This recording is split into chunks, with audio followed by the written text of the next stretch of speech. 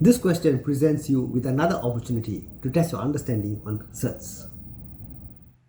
Hi, in this Surds question, we are given a division operation over here. So we can write this as 96 square root divided by 12 square root. Okay, and this basically you can use indices rule to simplify, which says that AM divided by bm is equivalent to a over b, the whole thing, power m. In this case, the m is the power of half because it is a square root.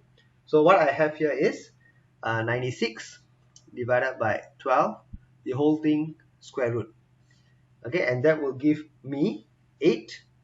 Okay, square root. Now 8 you can't directly square root to get a whole number, but you can break it up into square root of 4 times 2.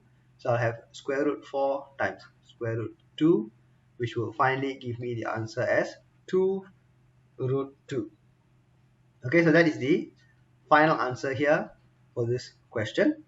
Okay, so as you can see, search questions involve a fair amount of indices rules. So do make sure that you have a good understanding of the indices rules when you are attempting to do search based questions.